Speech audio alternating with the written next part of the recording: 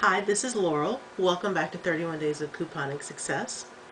And today's topic is going to be basically your finances, your money.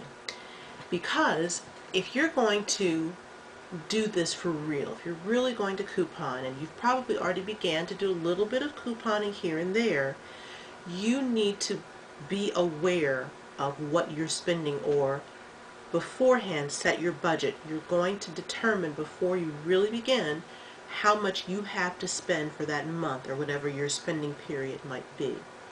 Because here's the reality. As you're stockpiling, and this really becomes fun and fascinating and a challenge, you don't want to overspend your budget.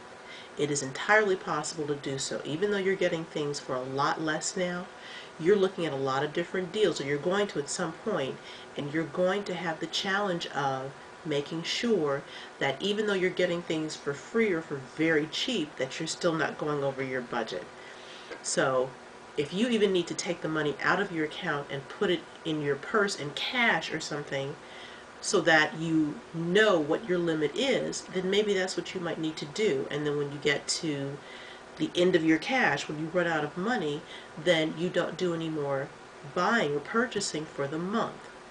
So you obviously want to make sure that you're purchasing your essentials before you spend that money on stockpiling.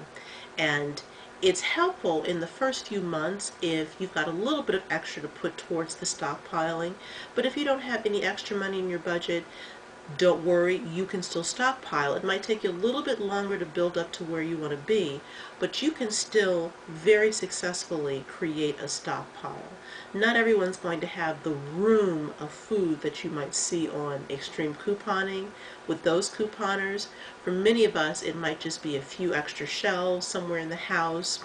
I was watching one YouTube video, and one couponer emptied out a drawer in one of her bedrooms. She said she lived in like a 3-bedroom trailer, and they just didn't have a lot of space. And that's most of us. We don't have an extra room to dedicate to a stockpile. At most, we might have a corner or a part of a pantry or a section of shelving, but we don't really have a lot of space. And probably at some point in our 31 days together, I'll show you my stockpile, and you can see what I've accumulated and how it just doesn't take up a lot of space. So you are, of course, beforehand beginning with a budget, knowing how much you're going to spend before you start spending. You want the people in your family, in your household, to really be you want them to really help you, to be I'm sorry, it's late, I'm really tired. The word I'm looking for is supportive.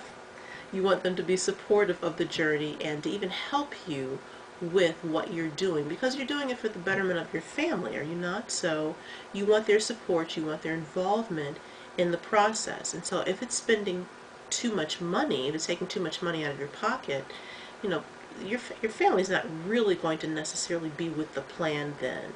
My husband would not be with this if I were spending unreal amounts of money in this. So I've just been mindful of budget. And so similarly, you want to also be aware of what your stockpile prices are going to be. So basically, when I say that, I mean that you want to figure out how much you want to spend on every item that you're purchasing. Now, even before you got into couponing, you probably knew how much money you wanted to spend on a bottle of, or a box of laundry detergent, or a carton of milk, or a box of cereal. You might have had numbers in your head, even if you were not really fully aware of it, where you decided, that's a regular price cereal, I'd rather not get that. Or it's on sale for 20 cents off, that's not really enough for me to buy today. It's $1 off, I'm going to buy some boxes of that cereal today. So you've probably already begun to, in a way, have your stockpile prices. Even before you had a real stockpile, you knew what was too much to pay for something. Or you knew that if you could get it at a certain price, it was worth buying a couple of extra boxes. So you're just simply going to expand on that concept for stockpiling. And I've begun to kind of amass a list, and unfortunately most of it is still in my head. I will eventually get mine on paper And if you leave me a comment in the description box, or excuse me, if you leave me a comment below, I will get back to you with with a place where I found some lists. And, but again, they're probably just going to be general guidelines for you in the beginning. You're going to eventually decide for yourself how much you want to spend on every item, because your threshold's going to probably be a little different than other people's. And your threshold 1 month into your couponing journey is going to be different from the threshold 6 months in or 12 months in.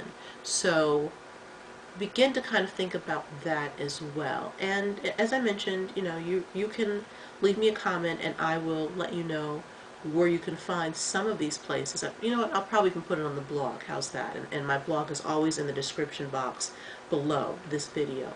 So you can go there, and I will make a point of including places where I've found some suggested stockpile price lists that have been reasonably helpful. But I'll be honest, I don't refer to them as much as I rely on.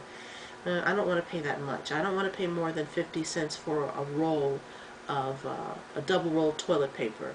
50 cents is rather high. I'm not going over 50 cents. So you'll have those limits in your own budget, in your own brain, that you don't want to go past. Okay, well, hopefully this has helped. And, as always, if you have any questions, please leave me a comment and I will get back to you.